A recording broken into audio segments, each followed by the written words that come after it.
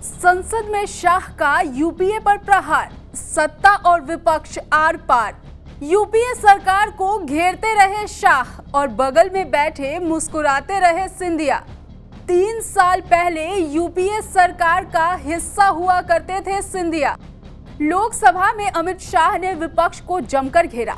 अविश्वास प्रस्ताव पर बोलते हुए शाह विपक्ष को सुनाते रहे। राहुल गांधी पर तंज कसा कहानी सुनाई, उदाहरण भी दिया। यूपीए सरकार का जिक्र जोर पर रहा।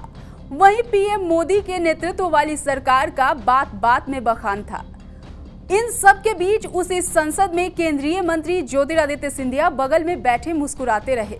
सिंधिया की मुस्कुराहट यूपीए सरकार पर प्रहार की थी या मुस्कुराहट बखान मोदी सरकार की थी? सिंधिया की मंद मुस्कान की मार कुछ और ही कहती है। नमस्कार, आप देख रहे हैं TV9 मध्य प्रदेश छत्तीसगढ़ और मैं हूं आपके साथ पूजा चौहान।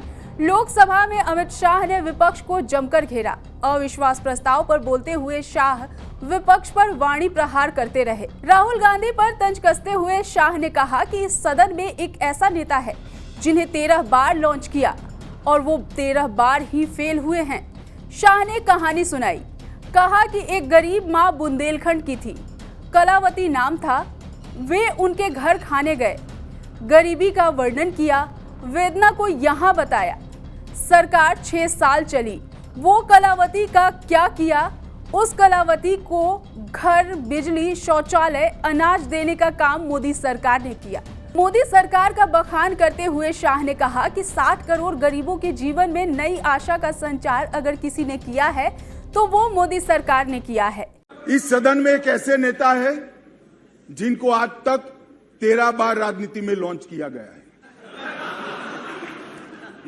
और 13 ही बार फेल गए। उनका एक लॉन्चिंग मैंने देखा है। उनका एक लॉन्चिंग यहां सदन में हुआ था।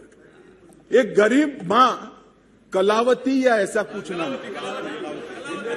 कलावती, बुंदेलखंड की बहन कलावती, उसके घर वो नेता भोजन करने गए और यहीं पीछे बैठकर गरीबी का बड़ा दारुण वर्णन, द्रवित हो जाए ऐसा वर्णन कर दिया। ठीक है भाई, अच्छा किया। आप इतने बड़े व्यक्ति होकर गरीब कलावती के घर पर भोजन पर गए, उसका भोजन कर लिया और इसकी वेदना को यहां वाचा दे दी। मगर बाद में इनकी सरकार 6 साल चली।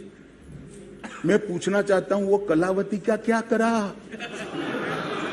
वो कलावती को घर, बिजली, गैस, शौचालय, अनाज, स्वास्थ्य, ये सब देने का काम नरेंद्र मोदी ने।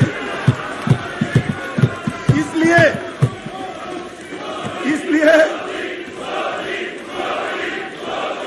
शाह ने कहा कि आजादी के बाद सबसे ज्यादा एक भी छुट्टी लिए बगैर 24 घंटे में से 17 घंटे काम करने वाला कोई प्रधानमंत्री अगर है तो वो है नरेंद्र मोदी। आजादी के बाद सबसे ज्यादा किलोमीटर और सबसे ज्यादा दिन प्रवास करने वाला अगर कोई प्रधानमंत्री है तो वो है नरेंद्र मोदी। शाह ने यूपीए के नेतृत्व वाली मनमोहन सिंह की सरकार पर सवाल उठाते हुए कहा कि अटल जी देश को दुनिया की 11वीं अर्थव्यवस्था बनाकर गए थे।